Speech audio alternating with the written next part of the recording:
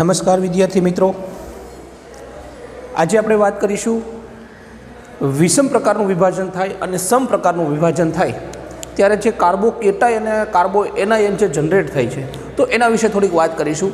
આગળના લેક્ચરમાં આપણે સહસંયોજક બંધનું વિષમ પ્રકારનું વિભાજન આપણે અને સમ પ્રકારનું વિભાજન શીખેલા હતા. હવે મિત્રો આજે આપણે બેયની શરૂઆત કરીએ તો આપણે જ્યાંથી અટકેલા હતા ત્યારથી આગળ વધીએ છીએ. તો પહેલાં તો જોઈએ આપણે વિષમ પ્રકારનું વિભાજન.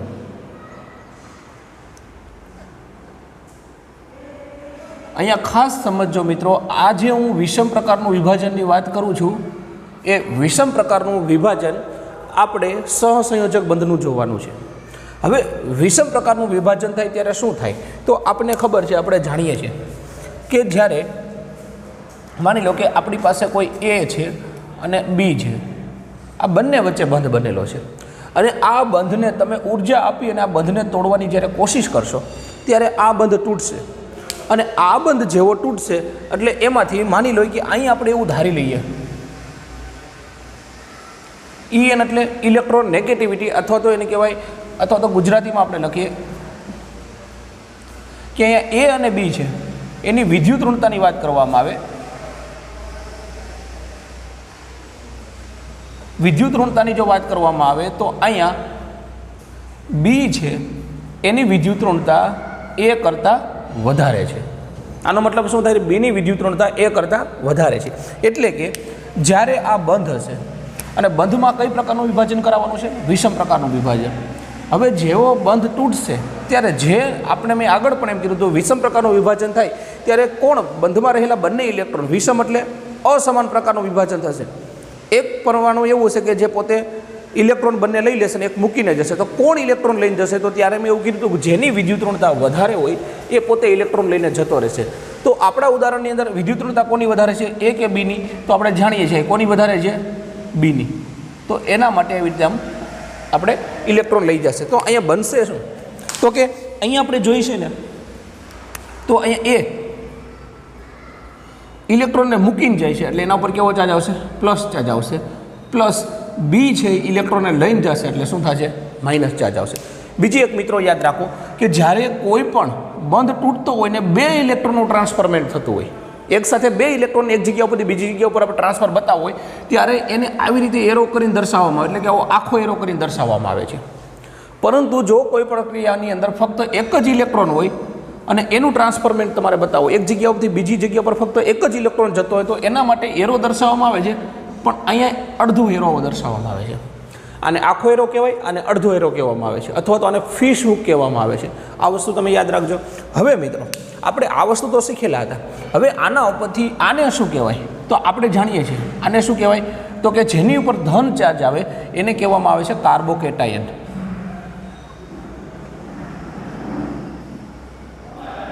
જેની ઉપર ધન ચાર્જ આવે એને શું કહેવામાં આવે છે? કાર્બોકેટાયન કહેવામાં આવે છે. અને જેની ઉપર ઋણ ચાર્જ આવે એને કહેવામાં આવે છે કાર્બોએનાયન.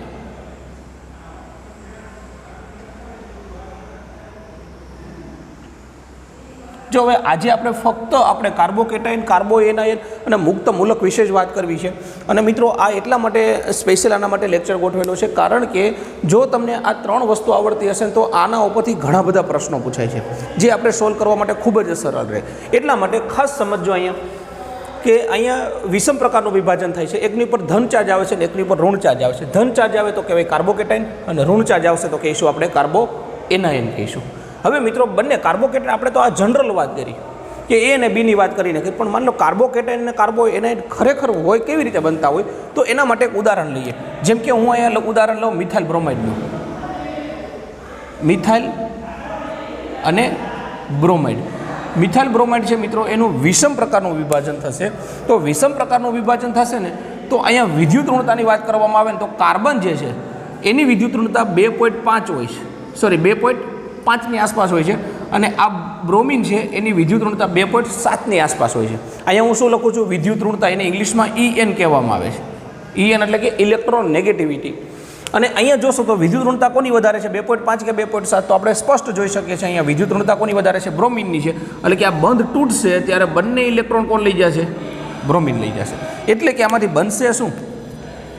તો અહીંયાથી જે બનશે એ બનશે CH3 પ્લસ અને પ્લસ Br માઇનસ, એટલે કે બ્રોમિન માઇનસ આયન બનશે અને જે ઇલેક્ટ્રોન મૂકીને જશે એના પર કેવો ચાર્જ આવશે? પ્લસ ચાર્જ આવશે. એટલે આને શું કહેવામાં આવે છે? કાર્બોકેટાયન. અને આ કાર્બોકેટાયન કોનો છે? તો કે મિથેનનો છે મિત્રો. એટલા માટે આનું જે નામ આપવામાં આવે છે એને કહેવાય મિથેન કાર્બોકેટાયન. Methane carbocation. તો ખાસ જે વસ્તુ નામ આપવામાં આવે છે મિત્રો એ તમારે ખાસ આની અંદર ધ્યાન આપવાનું છે. જો અહીંયા એક કાર્બન છે એટલે મિથેન કહીએ છીએ, 2 કાર્બન હોત તો આપણે ઇથેન કહેત, 3 કાર્બન હોત તો અહીંયા આપણે શું કહેત? પ્રોપેન કહેત. હવે એક પછી એક હું તમને એ સમજાવી દઉં. પહેલાં આપણે કાર્બોકેટાયન વિશે સંપૂર્ણ માહિતી મેળવી લઈએ, ત્યારબાદ કાર્બો એનાયન ઉપર આવશું. જો કાર્બોકેટાયન સંપૂર્ણ રીતે તમને સમજાઈ જશે તો કાર્બો એનાયન સમજવામાં આપણે બહુ તકલીફ પડશે નહીં. એટલે કે સૌ પ્રથમ આપણે શું કર્યું? કાર્બોકેટાયન કેવી રીતે બને છે એ વાત કરી. હવે એના માટે આપણે ઉદાહરણ લીધું કાર્બોકેટાયનનું. હવે આ કાર્બોકેટાયનના ઉદાહરણ ઉપરથી હવે આપણે જોઈએ કાર્બોકેટાયન. જો કાર્બોકેટાયન છે તો કાર્બોકેટાયન કેટલા પ્રકારના હોય? તો હવે એક ટાઇટલ મારો કાર્બોકેટાયનનું વર્ગીકરણ. કાર્બોકેટાયનનું વર્ગીકરણ. અને આ કાર્બોકેટાયનનું વર્ગીકરણ જોશો મિત્રો તો કાર્બોકેટાયનને એની સાથે જોડાયેલા પરમાણુઓને આધારે અલગ અલગ 4 પ્રકારે વર્ગીકૃત કરવામાં આવે છે. એટલે કે સૌ પ્રથમ માની લો કે કોઈ કાર્બોકેટાયન એવો છે એની સાથે ફક્ત આવો જ કાર્બોકેટાયનની વાત કરીએ. ફક્ત જો આજે આમાં જોવાનું કોણ છે? કાર્બન છે. કાર્બન સાથે કાર્બન જોડાયેલો તો જ, હાઇડ્રોજન જોડાયેલો તો હોય તો આપણે ગણવાનું નથી. કાં તો આવો કાર્બોકેટાયન હોય અથવા તો આવું હોય, CH2 CH3. આ કાર્બન સાથે બીજા એક પણ કાર્બન જોડાયેલા નથી. આ કાર્બન સાથે એક કાર્બન જોડાયેલો છે. એનાથી આગળ વધીએ તો આ કાર્બન સાથે ડાયરેક્ટ કેટલા કાર્બન જોડાયેલા છે? આ કાર્બન સાથે ડાયરેક્ટ કેટલા કાર્બન જોડાયેલા છે? 1 અને 2. હજી શક્યતા ખરી? તો કે હા. તો કે આ કાર્બન સાથે તમે ડાયરેક્ટ 3 કાર્બન જોડી દો. જો મિત્રો કાર્બન સાથે બીજા કેટલા કાર્બન જોડાયેલા છે એના ઉપરથી આ કાર્બોકેટાયનનું વર્ગીકરણ અલગ અલગ રીતે કરવામાં આવે છે. આને કહેવામાં આવે છે સાદો કાર્બોકેટાયન, જેની ઉપર કોઈ પણ કાર્બન જોડાયેલો નથી. જે કાર્બોકેટાયન એટલે કે જે ધન આયનવાળો કાર્બન હોય એની સાથે એક કાર્બન જોડાયેલો હોય તો એને કહેવામાં આવશે પ્રાથમિક કાર્બોકેટાયન. જે કાર્બન ઉપર પ્લસ ચાર્જ હોય એની સાથે 2 કાર્બન જોડાયેલા હોય તો એને કહેવામાં આવશે દ્વિતીયક કાર્બોકેટાયન. અને જે કાર્બન ઉપર પ્લસ ચાર્જ હોય એની સાથે 3 કાર્બન ડાયરેક્ટ જોડાયેલા હોય તો એને કહેવામાં આવે છે તૃતીયક કાર્બોકેટાયન. તો અહીંયા કાર્બોકેટાયન જો ફક્ત પાછળ શબ્દ શું ઉમેરવાનો છે? કાર્બોકેટાયન. જે કાર્બન સાથે એક પણ પ્રકારનો કાર્બન ન જોડાયેલો, જે કાર્બોકેટાયન ઉપર જેની ઉપર પ્લસ ચાર્જ છે એ કાર્બન ઉપર એક પણ પ્રકારનો કાર્બન જોડાયેલો હોય નહીં. જો હાઇડ્રોજનને ગણવાના નથી તો એને કહેવામાં આવે છે સાદો કાર્બોકેટાયન, એટલે કે 0 કાર્બોકેટાયન. પછી એને 1 0 2 0 અને 3 0 જેમ જોડાતા જાય એમ આપણે શું કહેવાનું નામકરણ બદલતું જશે. હવે મિત્રો અહીંયા જે કાર્બોકેટાયન આવ્યું તો આ કાર્બોકેટાયનનો આકાર કેવો હોય? તો ખાસ હવે જો સમજો કાર્બોકેટાયનનો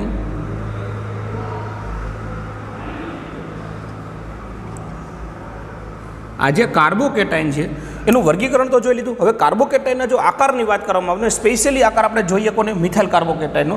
તો કાર્બોકેટાયનનો જે આકાર છે એ છે ત્રિકોણ, સમતલીય ત્રિકોણ.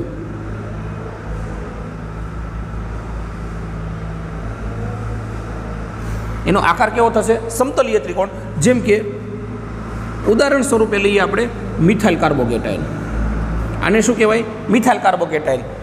કાર્બોકેટાયન બીજા 2 કાર્બન સાથે જોડાયેલ, એટલે કે જે બીજા 1 કાર્બન એટલે કે પ્રાથમિક કાર્બોકેટાયન છે તો આને શું કહીશું આપણે? Ethyl carbocation. 3 કાર્બન છે, 1 2 અને 3 તો એને શું કહેવાય? Propyl carbocation. અહીંયા કેટલા કાર્બન છે? 1 2 3 અને 4. અને જોડાયેલા કેવા છે? પાછા છેલ્લેથી બીજા કાર્બન ઉપર એક મિથાઇલ ગ્રુપ છે તો આને કહેવાય આઇસોબ્યુટાઇલ કાર્બોકેટાયન. તો આવી રીતે આનું નામ પણ તમને યાદ હોવું જોઈએ. હવે આની અંદર વાત કરવામાં આવે તો આનો આકાર કેવો હોય? તો આકારની વાત કરવામાં આવે ને ખાસ તો આની અંદર મધ્યની અંદર આવી રીતે કાર્બન જોડાયેલો હોય છે. આ મધ્યમાં કાર્બન એની સાથે કેટલા હાઇડ્રોજન જોડવાના છે? તો આપણે જાણીએ છીએ એની સાથે કેટલા હાઇડ્રોજન જોડવાના છે? 3. એક હાઇડ્રોજન આ છે, બીજો હાઇડ્રોજન આવી રીતે જોડાશે અને ત્રીજો હાઇડ્રોજન. આનો મતલબ એક હાઇડ્રોજન છે જોવાવાળા તરફ છે, એટલે કે જે વ્યુઅર છે એના તરફ છે. આ હાઇડ્રોજન છે તમારાથી પાછળની સાઈડ છે અને આ હાઇડ્રોજન પ્લેનમાં છે. આનો આકાર જો આવી રીતે આ બધાને ભેગા કરી દેવામાં આવે તો આ થઈ ગયો ત્રિકોણ. મતલબ આકાર કેવો થયો? ત્રિકોણ. અને બીજું કેવું છે? સમતલીય ત્રિકોણ. એક જ સમતલની અંદર આવેલું. માની લો કે આ વાત કરવામાં આવે તો આવી રીતે હોય આમ, અને અહીંયા કોઈ એવી રીતે જોડાયેલું હોય. તો આમ જોશો તો એક જ સમતલમાં છે. આ ત્રિકોણના જે પણ ખૂણા બને ત્યાં હાઇડ્રોજન છે ને વચ્ચે કોણ છે? કાર્બન છે. હવે બીજી વસ્તુ, અહીંયા પ્લસ ચાર્જ છે. તો બીજી વસ્તુ ખાસ સમજો મિત્રો, આની ઉપર આવી રીતે લોબ હોય છે. એક આવી રીતે ઉપર હોય છે અને એક આવી રીતે નીચે હોય છે, અને અહીંયા પ્લસ ચાર્જ હોય છે. હવે આ પ્લસ ચાર્જ છે એટલે કે મેં તમને કીધું આમ ત્રિકોણ હોય, આમ ત્રિકોણ છે એ આવી રીતે હોય. તો એક લોબ આમ ઉપર હોય છે ને એક લોબ નીચે હોય છે, અને આ જે છે એને આકારમાં ઘડવામાં આવતો નથી. એટલા માટે આનો આકાર કેવો થઈ છે? સમતલીય છે. અને બીજું કેવું છે? ત્રિકોણ છે. બીજી વસ્તુ મિત્રો આની અંદર વાત કરવામાં આવે કે આમાં ધનભારિત જે કાર્બન છે, આમાં શું છે? ધનભારિત કાર્બન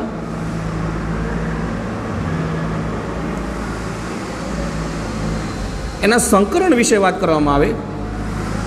ધનભારિત જે કાર્બન છે એનું સંકરણ છે મિત્રો, આની અંદર ખાસ યાદ રાખજો. જો આવા પ્રશ્નો ઘણી વખત પૂછી લેજે.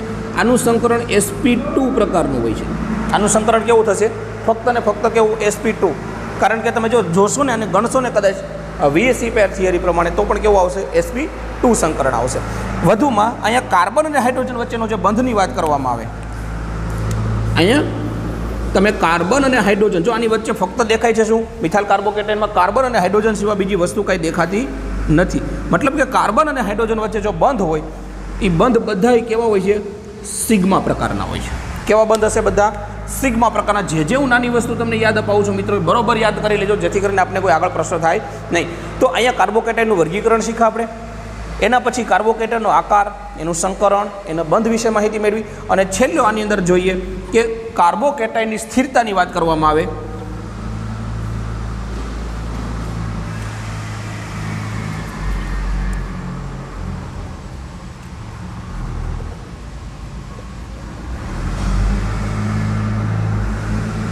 તો આ કાર્બોકેટાઇનની સ્થિરતાની વાત કરવામાં આવે તો આ કાર્બોકેટાઇન એટલે શું મિત્રો?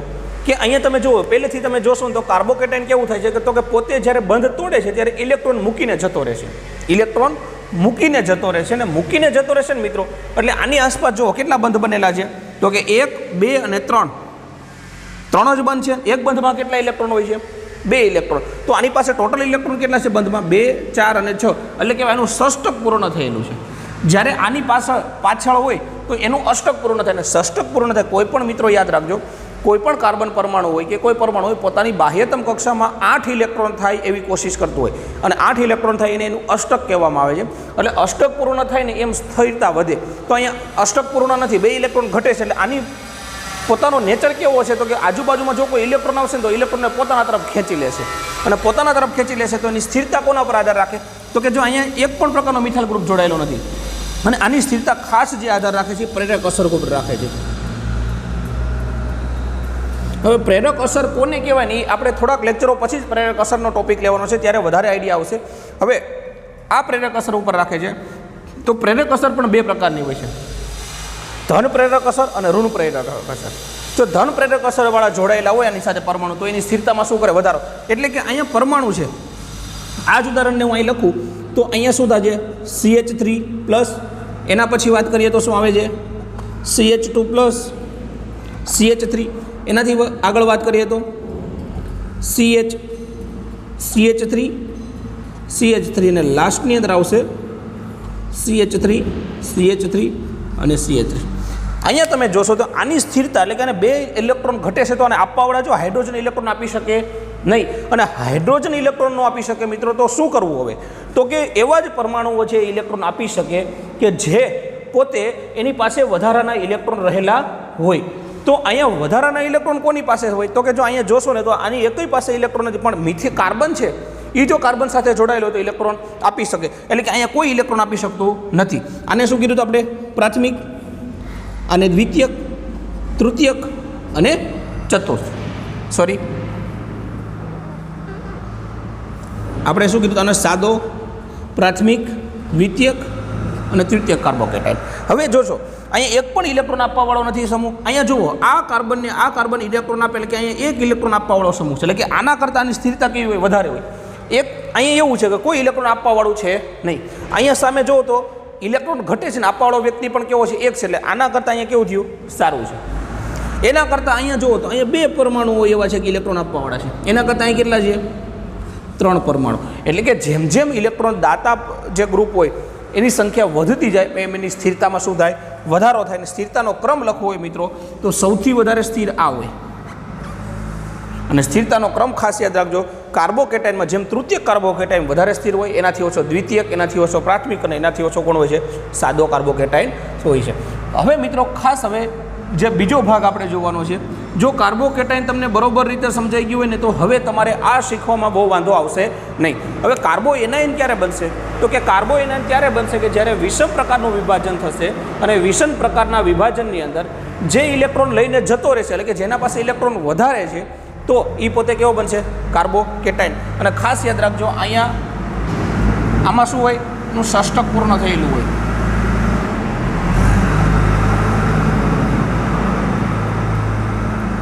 જેથી તેને સ્થિરતા પ્રાપ્ત કરવા માટે 2 ઇલેક્ટ્રોન ઘટતા હોય છે. ખાસ આ સમજો કે ષષ્ટક પૂર્ણ થયેલું હોય છે, જેથી તેની સ્થિરતા પ્રાપ્ત કરવા માટે એને 2 ઇલેક્ટ્રોન ઘટતા હોય છે. કોને? કાર્બોકેટાઇનને. એની સામે જો કાર્બોએનાઇનની વાત કરવામાં આવે તો અહીંયા કાર્બોએનાઇનની એક જો ઉદાહરણ લેવું હોય આપણે તો આવું લઈ શકાય કે માની લો કે અહીંયા CH3 છે, એની સાથે કોઈ અહીંયા ઝેડ જોડાયેલો છે અને અહીંયા આપણે એવું લખીએ કે વિદ્યુત ઋણતા છે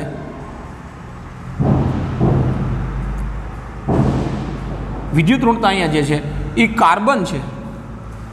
કાર્બનની વિદ્યુત ઋણતા ઝેડ કરતાં શું છે? ખૂબ જ વધારે છે. અને વિદ્યુત ઋણતા ઝેડ કરતાં કાર્બનની વધારે હોય તો શું થાય મિત્રો? તો કે કાર્બનની જો વિદ્યુત ઋણતા વધારે હોય તો જ્યારે બંધ તૂટશે ત્યારે આની અંદર રહેલા જે બંને ઇલેક્ટ્રોન છે એ કોણ લઈ જશે? કાર્બન લઈ જશે. અને કાર્બન ઇલેક્ટ્રોન લઈ જાય તો શું થશે? કાર્બન ઉપર કેવો ચાર્જ આવશે? માઇનસ ચાર્જ આવશે. અને ઝેડ ઉપર કેવો ચાર્જ આવશે? પ્લસ ચાર્જ આવશે.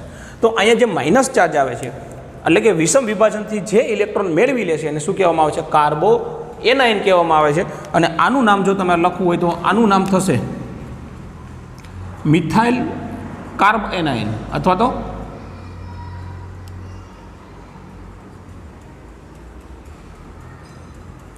આને શું કહીશું આપણે?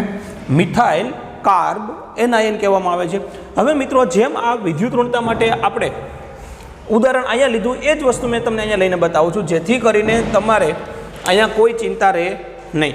હવે જો આ ઉદાહરણ લીધું પછી જો આનું વર્ગીકરણ જોવામાં આવે તો સિમ્પલ જેમ આનું વર્ગીકરણ કરવામાં આવે છે એમ વર્ગીકરણ આનું કરવામાં આવે છે. એટલે અહીંયા શું કહેવાય? કાર્બોએનાઇનનું વર્ગીકરણ. અને કાર્બોએનાઇનનું જો વર્ગીકરણ કરવામાં આવે તો સિમ્પલ, જે કાર્બોએનાઇન સાથે એક પણ પ્રકારનો કાર્બન જોડાયેલો હોય નહીં, જે કાર્બોકેટાઇન સાથે એક પણ પ્રકારનો કાર્બોએનાઇન જોડાયેલો ન હોય તો એને શું કહેવામાં આવે છે? તો અહીંયા આપણે નામ આપેલું છે. પછી શું શક્યતા છે કે માની લો કે આ કાર્બોએનાઇન છે એની સાથે એક મિથાઇલ ગ્રુપ જોડાયેલો હોય, પછી કાર્બોએનાઇન છે એની સાથે 2 મિથાઇલ ગ્રુપ જોડાયેલા હોય અને લાસ્ટમાં કાર્બોએનાઇન છે એની સાથે 3 મિથાઇલ ગ્રુપ જોડાયેલા હોય. જો એક પણ પ્રકારનો મિથાઇલ ગ્રુપ જોડાયેલો ન હોય કાર્બોએનાઇન સાથે જે કાર્બન છે તો એને શું કહેવાય? 0 કાર્બોએનાઇન. કાર્બન સાથે એક મિથાઇલ સમૂહ જોડાયેલો હોય તો એને કહેવાય પ્રાથમિક કાર્બોએનાઇન. 2 મિથાઇલ સમૂહ જોડાયેલા હોય તો દ્વિતીયક કાર્બોએનાઇન. અને જે કાર્બન પર ઋણ ચાર્જ છે એની સાથે 3 કાર્બન જોડાયેલા હોય તો એને કહેવામાં આવે છે તૃતીયક કાર્બોએનાઇન કહેવામાં આવે છે. અહીંયા સિમ્પલ કાર્બન ઉપર પ્લસ ચાર્જ હતો, અહીંયા ફેર એટલો છે કાર્બન ઉપર કેવો ચાર્જ છે? માઇનસ ચાર્જ છે. અને અહીંયા જોશો ને મિત્રો તો અહીંયા કાર્બન પોતાનું છે એ અષ્ટક પૂર્ણ થઈ ગયેલું હોય છે. અહીંયા પોતાનું કેવું હોય છે? અષ્ટક પૂર્ણ થઈ ગયેલું હોય છે. અને અષ્ટક પૂર્ણ થઈ ગયેલું હોય તો કાર્બોકેટાઇનના જેમ આકારની વાત કરીએ એમ પહેલાં આકારની વાત કરી લઈએ. જેમ આ મેં ટોપિક લખેલો છે એવો જ હું તમને સામે આનું લખી દઉં છું, જેથી કરીને આનો તફાવત પણ તમે યાદ રાખો ને તફાવતની દ્રષ્ટિએ તો તમને ખૂબ જ સરળ રહેશે. અને આ એકબીજાથી એક્ઝેક્ટ વિરુદ્ધ છે. આ ઇલેક્ટ્રોનને મૂકીને જશે, આ ઇલેક્ટ્રોન લઈને જશે. આમાં આ 2 વર્ગીકરણ તો સરખું થશે પણ એની સ્થિરતા પણ આનાથી વિરુદ્ધ હશે. તો પહેલાં લખીએ કાર્બોએનાઇનનો આકાર.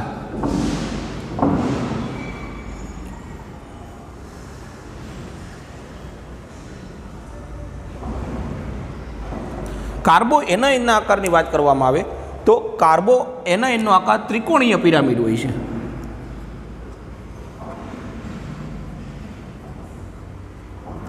હવે મિત્રો ત્રિકોણીય પિરામિડ કોને કહેવાય? તો આમાં ઉદાહરણ લઈએ આપણે સિમ્પલ. અહીંયા આપણે લઈએ મિથાઇલ કાર્બોએનાઇનનું. અને મિથાઇલ કાર્બોએનાઇન એટલે તો મિથાઇલ કાર્બન સાથે કેટલા મિથાઇલ સમૂહ જોડાયેલા છે? તો આ કાર્બન, એની સાથે એક હાઇડ્રોજન, આ બીજો હાઇડ્રોજન અને આ ત્રીજો હાઇડ્રોજન. હવે મિત્રો અહીંયા તમે જુઓ ને તો આમ જોડો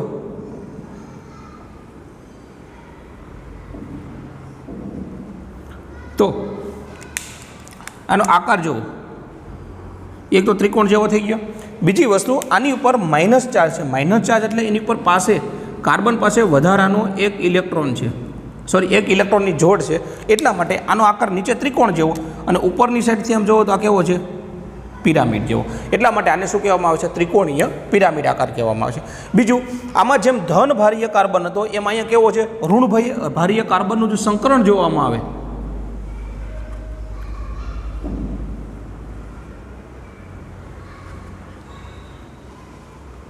અને આના સંકરણની વાત કરવામાં આવે મિત્રો તો આનું સંકરણ sp3 થાય છે. આનું સંકરણ કેવું થશે? sp3 થશે. અને વધુમાં કાર્બન અને હાઇડ્રોજન વચ્ચેના બંધની વાત કરવામાં આવે તો કાર્બન અને હાઇડ્રોજનના જેટલા પણ બંધ છે, અહીં કાર્બન અને હાઇડ્રોજન કાર્બોકેટાઇનની જેમ આમાં કેટલા છે? 3 છે. તો આમાં પણ કેવા હોય છે? બંને વસ્તુમાં સરખી એક વસ્તુ છે, કાર્બોકેટાઇન એનાઇન હોય કે કેટાઇન હોય, બધા સિગ્મા પ્રકારના બંધ છે. કાર્બોકેટાઇન હોય તો એનું સંકરણ sp2 હોય, કાર્બોકેટાઇન હોય તો કાર્બોકેટાઇન હોય તો એનું સંકરણ sp2 હશે, અને કાર્બોએનાઇન હશે તો એનું સંકરણ કેવું હશે? sp3 સંકરણ હશે. તો મિત્રો આ જે વસ્તુ છે એને કમ્પેરેટિવલી યાદ રાખીએ છીએ જેથી કરીને તમને યાદ રાખવું ખૂબ જ સરળ રહે. હવે મિત્રો વાત આવે કાર્બોકેટાઇનની સ્થિરતાની વાત આવી હતી, એવી જ રીતે કાર્બોએનાઇનની સ્થિરતાની વાત કરવામાં આવે.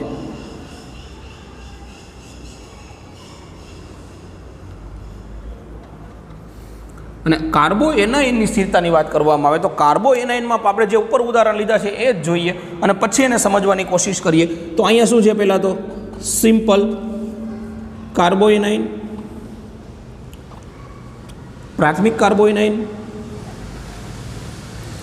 દ્વિતીયક કાર્બોએનાઇન અને લાસ્ટમાં તૃતીયક કાર્બોએનાઇન.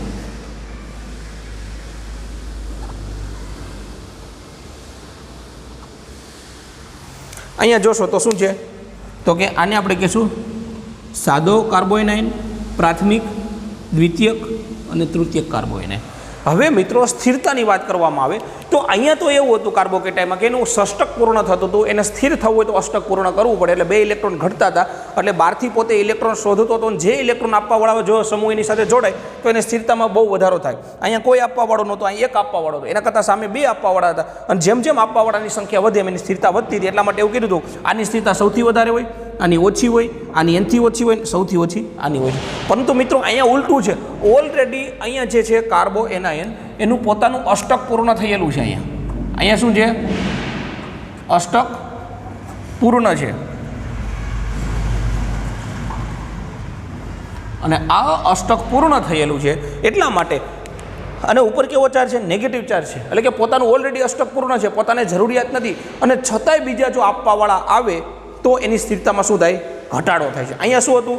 એક તો ઘટ હતી, પૈસાની જરૂરિયાત હોય ને કોઈ તમને આપે તો તમારે શું થાય? તમે સ્ટેબલ થાવ. પણ તમારી પાસે પૈસા હોય ને વધારાના કોઈક આપે તો તમે કેવા થાવ છો? અનસ્ટેબલ થાવ, એટલે કે ખોટા ખર્ચા કરવા માંડો છો. એવી જ રીતે મિત્રો આના કરતાં એક્ઝેક્ટ આ શું છે? વિરુદ્ધ છે. એટલે કે અહીંયા જરૂર નથી, અહીંયા ઓલરેડી અષ્ટક પૂર્ણ છે, અહીંયા અષ્ટક પૂર્ણ છે, અહીંયા કોઈ આપવાવાળું નથી, એના કરતાં અહીંયા એક જણો આપવા છે, એના કરતાં વધારે આપવાના છે. અહીંયા શું છે? એના કરતાં વધારે. તો મિત્રો અહીંયા કાર્બોકેટાઇન અને કાર્બોએનાઇનને યાદ રાખવા માટે ખાસ યાદ રાખવાનું, કાર્બોકેટાઇનમાં જેમ આપવાવાળા સમૂહ વધારે, ઇલેક્ટ્રોન આપવાવાળા સમૂહ વધારે, એમ એની સ્થિરતા વધારે. અને કાર્બોએનાઇનની અંદર જેમ આપવાવાળા સમૂહ ઓછા એમ, અથવા તો જેમ ઇલેક્ટ્રોન ખેંચવાવાળા સમૂહ વધારે એમ એની સ્થિરતામાં શું થાય? વધારો થાય. એટલા માટે આ કેવું કહેવાય? સૌથી ઓછો સ્થિર કહેવાય. એનાથી વધારે સ્થિર આ કહેવાય, એનાથી વધારે સ્થિર આ કહેવાય. તમે જોશો મિત્રો તો આની અંદર કાર્બોકેટાઇન અને કાર્બોએનાઇનમાં ફેર શું પડ્યો? તો કે સ્થિરતાની વાત કરવામાં આવે તો કાર્બોકેટાઇનમાં તૃતીયક કાર્બોકેટાઇન સૌથી વધારે સ્થિર હોય, પછી દ્વિતીયક, પ્રાથમિક અને સાદો. જ્યારે કાર્બોએનાઇનની સ્થિરતાની વાત કરવામાં આવે તો કાર્બોએનાઇનની અંદર સાદો સૌથી વધારે સ્થિર હોય, ત્યારબાદ એનાથી ઓછો પ્રાથમિક, દ્વિતીયક અને તૃતીયક. જેમ જેમ તૃતીયક તરફ જાઓ એમની સ્થિરતામાં શું થાય છે? અહીંયા ઘટાડો થતો જાય છે. તો તો મિત્રો આ જે વાત હતી એ વિષમ વિભાજનની હતી ને વિષમ વિભાજનમાં આપણે બે પ્રકારનું વાત જોઈ હતી, કાર્બોકેટાઇન અને કાર્બોએનાઇનની વાત કરી હતી. અને છેલ્લો જે ટોપિક આપણે જોવાનો છે એ છે સમ પ્રકારનું વિભાજન. અને આ કોનું વિભાજન જોઈએ છે તો ખાસ યાદ રાખજો, કોનું? સહસંયોજક બંધનું. કોનું વિભાજન છે? ફરી વખત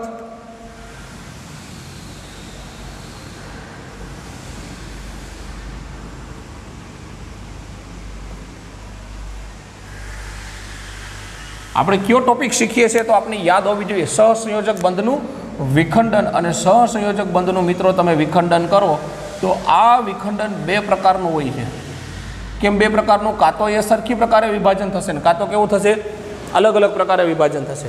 સરખી પ્રકારે વિભાજન ન થાય ને અલગ અલગ થાય તો કાર્બોકેટાઇન અને કાર્બોએનાઇન બનશે. જો સરખી પ્રકારે વિભાજન થાય તો એ કહેવાય સમ વિભાજન. અને સમ વિભાજન થાય તો સમ વિભાજન ક્યારે થાય? તો મેં તમને વાત કરી હતી કે માની લો કે આપણી પાસે એવું ઉદાહરણ લઈએ આપણે કે આપણી પાસે એ અને બી છે. અહીંયા જોઈએ તો આની વિદ્યુત ઋણતા એટલે કે આની ઇલેક્ટ્રોન નેગેટિવિટી એ અને બી બંનેની કેવી છે? સરખી છે. જ્યારે વિદ્યુત ઋણતા સરખી હોય અને ત્યારે એનું વિભાજન કરવામાં આવે, સમ વિભાજન થાય ત્યારે સમ પ્રકારનું વિભાજન થાય. સમ પ્રકારનું વિભાજન થશે તો એક ઇલેક્ટ્રોન આ લઈ જશે ને એક ઇલેક્ટ્રોન આ લઈ જાય. જો એરો મેં ફેરવેલો છે, એક ઇલેક્ટ્રોન હોય તો આપણે ફીસુક કરવાનો છે એટલે કે આની ઉપર ઋણ ચાર્જ આવશે, એક ઇલેક્ટ્રોન આવશે, આની ઉપર ઇલેક્ટ્રોન. જ્યારે એક ઇલેક્ટ્રોન હોય ત્યારે પ્લસ અને માઇનસ ચાર્જની વાત કરવાની નથી. અને જ્યારે આવું થાય મિત્રો ત્યારે આને કહેવામાં આવે છે સામૂહિક રીતે મુક્તમૂલક. અને સામૂહિક રીતે શું કહેવામાં આવે છે? મુક્તમૂલક કહેવામાં આવે છે. હવે મુક્તમૂલક આવે તો મિત્રો મુક્તમૂલક કોને કહેવાય? આ તો જનરલ ઉદાહરણ લીધું છે. આપણે ઉદાહરણ લેવું હોય તો કેવી રીતે લઈ શકાય? તો કે માની લો કે મુક્તમૂલકની અંદર હું કંઈક ઉદાહરણ લઉં આની અંદર, તો અહીંયા મુક્તમૂલકમાં હું આવું ઉદાહરણ લઉં CH3 અને અહીંયા કોઈ પણ પ્રકારનો X જોડાયેલો છે. X એટલે કોઈ પણ હેલોજન જોડાયેલો હોય. અને આનું જ્યારે હવે એક વસ્તુ ખાસ યાદ રાખો, મુક્તમૂલક ક્યારે બને? તો મુક્તમૂલક બનવા માટે બે કન્ડિશન છે. કાં તો એને તમે તાપમાન આપો, ઊંચું તાપમાન, અને કાં તો એને તમે પ્રકાશ આપો. જ્યારે ઊંચું તાપમાન આપશો આની અંદર બે ઇલેક્ટ્રોન હશે, બંધની અંદર કેટલા ઇલેક્ટ્રોન હોય? બે ઇલેક્ટ્રોન. જ્યાં તો કાં તો એને તમે ઊંચું તાપમાન આપો અને કાં શું આપો? એને પ્રકાશ આપો. ત્યારે આ જે બંધ છે એ શું થશે? અહીંથી તૂટશે. અને તૂટશે એટલે કેવા પ્રકારનું વિભાજન થયું? સમ પ્રકારનું વિભાજન થયું. એટલે એક ઇલેક્ટ્રોન આ લઈ જશે, એક ઇલેક્ટ્રોન આ લઈ જશે. અને અહીંયા બનશે શું? તો કે અહીંયા CH3 હતો, એક ઇલેક્ટ્રોન એને લીધો તો ઇલેક્ટ્રોન એકને દર્શાવવા માટે આવી રીતે ટપકું દર્શાવવામાં આવે છે. તો અહીંયા કહેવામાં આવે છે આને મિત્રો ખાસ મિથાઇલ મુક્તમૂલક. આનું નામ થશે મિથાઇલ મુક્તમૂલક થશે. હવે જેમ આ મુક્તમૂલકમાં આપણે વાત કરી, કાર્બોકેટાઇન અને કાર્બોએનાઇનમાં જેમ વાત કરી એવી જ રીતે એનું વર્ગીકરણ કરવું હોય તો આપણે ટાઇટલ લખીએ કે મુક્તમૂલકનું વર્ગીકરણ. અને મુક્તમૂલકનું વર્ગીકરણ કરવું હોય તો મિત્રો સિમ્પલ, અહીંયા પ્લસ ચાર્જ મૂકવો, અહીંયા માઇનસ ચાર્જ મૂકવો. એ મુક્તમૂલક ઉપર શું મૂકવાનું છે? આપણે ફક્ત એક ટપકું. અને ટપકું એટલે શું સમજવાનું છે? અહીંયા આપણે શું સમજશું? ટપકું છે એ એક ઇલેક્ટ્રોન છે. અને જ્યાં ટપકું હોય એટલે સમજી લેવાનું એ મુક્તમૂલકની વાત કરે છે. ખાસ યાદ રાખવાનું છે મિત્રો. અને લાસ્ટમાં જે 3 મિથાઇલ સમૂહ જોડાયેલા હોય, જો હવે વર્ગીકરણ તમને બરોબર રીતે એટલા માટે યાદ રહેશે, હું તમને એવી રીતે યાદ રખાવું છું અહીંયા કે તમારા માટે શીખવું ખૂબ જ સરળ રહે. અને સરળ રહે, યાદ રાખવું સરળ રહે. અહીંયા આપણે એમ કીધું જેમને ખબર છે, હવે કાર્બન સાથે કાંઈ ન જોડેલું તેને શું કહેવામાં આવે છે? તો કે સિમ્પલ કાર્બોકેટાઇન કીધું, અહીં સિમ્પલ કાર્બોએનાઇન કીધું. અહીં શું કહેશું આપણે? સાદો મુક્તમૂલક. અહીંયા કેવું કહેશું? પ્રાથમિક મુક્તમૂલક. અહીં કેવું કહેશું? દ્વિતીયક મુક્તમૂલક. અને અહીં કેવું કહેશું? તૃતીયક મુક્તમૂલક. અહીંયા શું કહીશું આપણે? તૃતીયક મુક્તમૂલક કહેશું. હવે મિત્રો અહીંયા આપણે આકાર વિશેની વાત ન કરીએ, આકારની કરતાં આપણે એની સ્થિરતા વિશે ખાસ યાદ કરીએ તો ખાસ આની અંદર તો કે મુક્તમૂલકની સ્થિરતા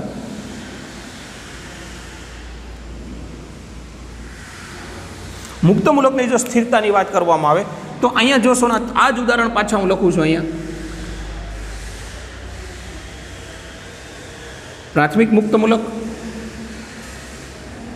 દ્વિતીયક મુક્તમૂલક અને લાસ્ટની અંદર તૃતીયક મુક્તમૂલક. હવે જો મુક્તમૂલક હોય મિત્રો અને કાર્બોકેટાઇન હોય એની અંદર બે સામ્યતા છે, એટલા માટે આપણે આને શું કીધું હતું તો કે સાદો, પ્રાથમિક, દ્વિતીયક અને તૃતીયક મુક્તમૂલક. હવે સામ્યતા શું છે એ ખાસ જો જોવું હોય તો જેમ કાર્બોકેટાઇનની અંદર ઇલેક્ટ્રોનની ઘટ છે, ત્યાં બે ઇલેક્ટ્રોન ઘટે છે. આને પોતાનું અષ્ટક પૂર્ણ કરવા માટે વિચારો તમે, આ મિથાઇલ સમૂહ છે, એની સાથે કેટલા હાઇડ્રોજન જોડાયેલા છે? 3 અને 1 ઇલેક્ટ્રોન છે. એટલે કે એની પાસે ઇલેક્ટ્રોન કેટલા? એક બધમાં 2 હોય, 2 4 6 અને 1 7. અષ્ટક પૂર્ણ કરવા માટે કેટલા ઇલેક્ટ્રોન ઘટે છે? 1. અહીંયા ઓલરેડી અષ્ટક પૂર્ણ હતું, અહીંયા શું પૂર્ણ હોય? ષષ્ટક પૂર્ણ હોય છે એનું. અહીંયા જોજો, ખાસ યાદ રાખજો, અહીંયા શું હોય એનું તો કે ષષ્ટક.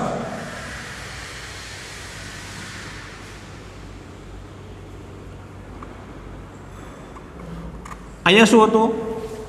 ષષ્ટક. અહીંયા અષ્ટક, અહીંયા સપ્તક, અહીંયા 7 ઇલેક્ટ્રોન હોય છે.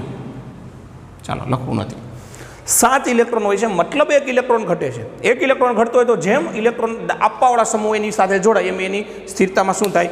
વધારો થાય. એટલે કે અહીંયા આની સ્થિરતા કરતાં અહીંયા 1 આપવાવાળો સમૂહ છે, એના કરતાં 2 આપવાવાળા સમૂહ છે, એના કરતાં 3 આપવાવાળા સમૂહ છે. એટલે કે સ્થિરતાની વાત કરવામાં આવે મિત્રો તો તૃતીયક મુક્તમૂલક સૌથી વધારે સ્થિર હોય, એનાથી દ્વિતીયક હોય, એનાથી શું હોય? પ્રાથમિક હોય. તો આ વસ્તુ તમારે ખાસ યાદ રાખવાની છે. સ્થિરતાની બાબતમાં જ્યારે વાત આવે ત્યારે મુક્તમૂલક અને કાર્બોકેટાઇનની સ્થિરતા જુઓ મિત્રો, બેની કેવી છે? અહીંયા સરખી છે. તો આ વસ્તુ તમારે જોવાની છે. અહીંયા બંનેની સ્થિરતા કેવી છે? સરખી છે. અને જો આનું વહેલું ઉદાહરણ લેવું હોય મિત્રો તો ખાસ એક ઉદાહરણ યાદ રાખો કે આનું ઉદાહરણ કેવી રીતે મુક્તમૂલકનું, તો ઉદાહરણ સ્વરૂપે કે જ્યારે ક્લોરીન 2 પરમાણુઓ જોડાયેલા હોય અને અણુ બનાવે ત્યારે આની ઉપર તમે કાં તો ગરમી આપો અથવા તો પ્રકાશ આપો, ત્યારે આની અંદર રહેલા જે 2 ઇલેક્ટ્રોન છે એનું સમ પ્રકારનું વિભાજન થશે અને 1 ઇલેક્ટ્રોન આ ક્લોરીન લઈ લેશે, 1 ઇલેક્ટ્રોન આ ક્લોરીન લઈ લેશે અને આવી રીતે અહીંયા Cl અને Cl, આને કહેવામાં આવશે ક્લોરીન મુક્તમૂલક.